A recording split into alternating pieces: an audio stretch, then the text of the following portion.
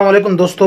نئی ڈسکوریز کے اس adventurous series میں آج میں آپ کے ساتھ جو ڈسکوری شیئر کرنے جا رہا ہوں وہ شاید اس وقت ہماری دنیا کے سب سے پراسرار ملک ایجپٹ کے بارے میں ہے۔ جیسا کہ آپ کو پتہ ہے کہ ایجپٹ میں آئے دن نئی ممیز یعنی تابوت میں محفوظ شدہ لاشیں ڈسکور یا دریافت ہوتی رہتی ہے، مگر آج ہم جس ممی کے بارے میں بات کرنے جا رہے ہیں یہ ویسے تو 1916 میں دریافت ہو چکی ہے، لیکن اس کے بارے میں حال ہی میں ہمارے پاس جو انفارمیشن ملی ہے وہ بہت ہی حیرت انگیز ہے۔ ہمیشہ کی طرح پاپ کارن کا ڈبہ اٹھا لو اور اسکرین سے نظریں چپکا لو۔ قاہرہ یونیورسٹی کی ایک ٹیم جس کی قیادت ڈاکٹر سحر سلیم کر رہی تھی، انہوں نے اس ممی کا سی ٹی اسکین اور کچھ ایکس رے سے اس کا معائنہ کیا تو وہ بہت حیران رہے۔ فرنٹیئرز ان میڈیسن جنرل میں اپنی ایک پبلشڈ کی گئی مضمون میں کہا ہے کہ ان کی لی گئی تصاویر سے یہ پتہ چلتا ہے کہ مردے کے جسم میں تقریباً 21 اقسام کے 49 تعویذ موجود تھے اور ساتھ ساتھ اس کے منہ میں ایک سنہری زبان بھی تھی۔ سینے کے خالی حصے میں سونے سے بنایا گیا دل کی شکل کا ایک تعویذ بھی رکھا گیا تھا۔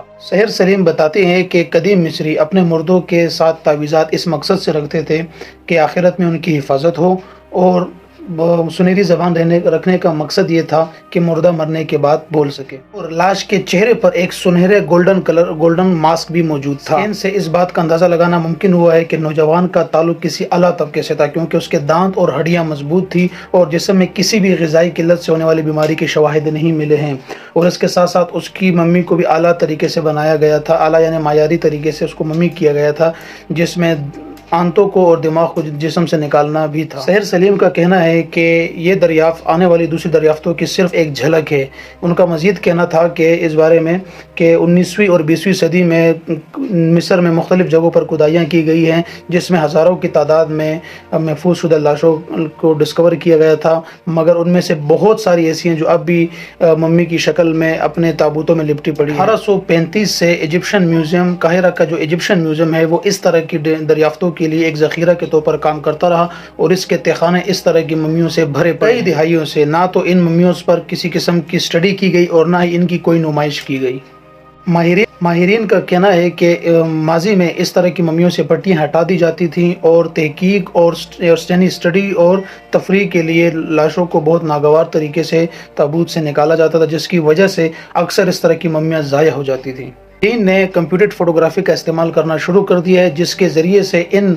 ممیز کو بنا کوئی نقصان پہنچائے ان کی اچھے سے اسٹڈی کی جا سکے گی، اور ہمیں پرانے دور کے جو قدیم مصری دور تھا اس دور کے لوگوں کے بارے میں جاننے کا، ان کی صحت کے بارے میں، ان کی تہذیب کے بارے میں، ان کی جو بیلیفز تھے ان کے بارے میں، اور ان کی صلاحیتوں کے بارے میں جاننے کی جو راہ ہے وہ ہموار ہو جائے گی۔ تو یہاں میں آپ کو بتاتا چلوں کہ کمپیوٹر فوٹوگرافی میں ایک 3D ماڈل بنایا جاتا ہے، جس کے بعد جو اوریجنل ہمارے پاس ماڈل ہے اس کو بنا کوئی نقصان پہنچائے ہم اس کے مختلف زاویوں سے اس کی اسٹڈی کر سکتے ہیں،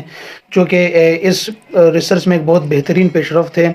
تو امید کرتا ہوں کہ آپ کو یہ ویڈیو بہت اچھی لگی ہوگی، آپ کے لیے انفارمیٹیو ہوگی۔ ویڈیو کو لائک کرنا نہ بھولیے گا، اور مجھے اپنی دعاؤں میں یاد رکھیے گا۔ اگلی ویڈیو کے لیے اپنا بہت زیادہ خیال رکھے گا۔ اللہ حافظ۔